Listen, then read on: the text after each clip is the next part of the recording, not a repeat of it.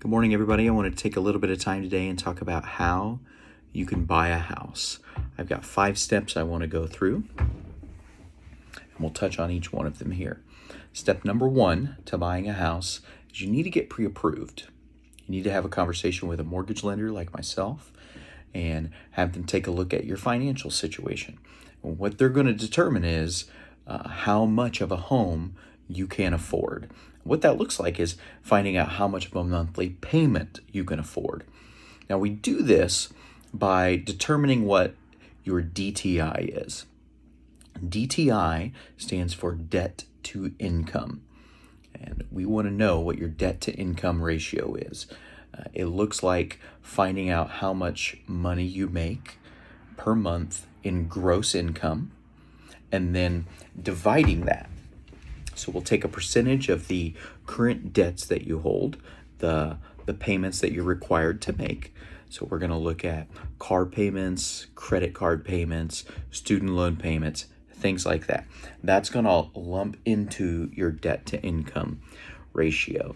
And then from there, we'll get an idea of how much house you can afford based on how much money you have left over to make a mortgage payment. Now, we typically want to see a total debt to income ratio of no higher than 43%.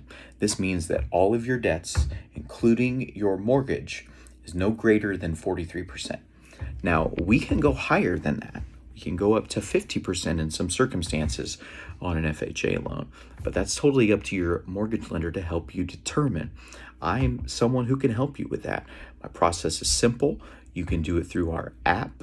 You can upload your documents there. You can communicate with me through our app. That's the best thing to do. Get an idea of what you're pre-approved for. That's step number 1, because without knowing how much you can buy, you really won't know what to be looking for. Step number 2 is find a realtor. Find a real estate agent who is someone that you can trust, someone that you enjoy being with, and someone that you're going to place your situation in their hands. And they're going to take care of you through the process. They're going to help you look at the homes. They're going to help you negotiate the sale of your home. It's important to have a real estate agent that you trust.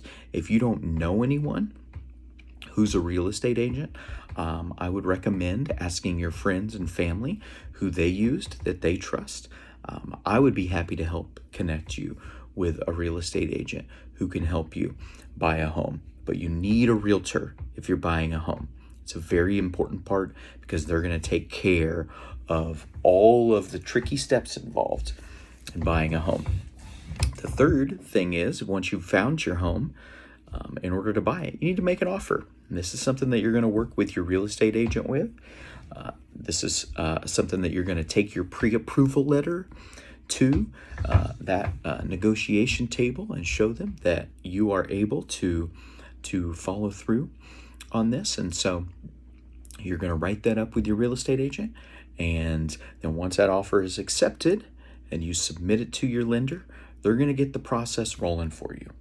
And we're going to take steps to get an appraisal ordered so we can determine the value of the home to make sure that what you're buying is actually worth what you're going to pay for it.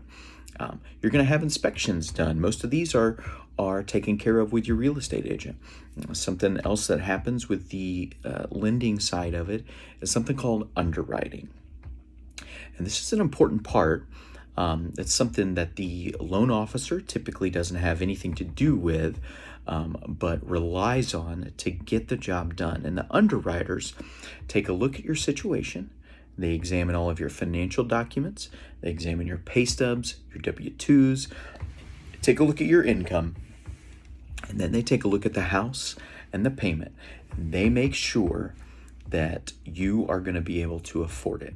They make sure that the entire transaction and the loan is falling within the guidelines that have been set by the government. There are a lot of tricky numbers in place that the government has put in place to protect consumers when it comes to real estate transactions. The underwriters are going to take a look at all of that, and then they're going to issue what we hope to be the greatest word you'll hear in the entire process, It's what's called the clear to close. And that means you're good to go. All the thumbs are up in the NASA launch room, and we're at blastoff now. And you'll go to the closing table, you'll be handed your keys, you'll sign a lot of papers, and you'll walk into your new home. That's how you buy a house. The most important step in all of that is step number 1. Get pre-approved. Know how much you can afford. Know how much a bank is willing to lend you. Give me a call. Shoot me a message. I'd love to help you find that out. Thanks for watching.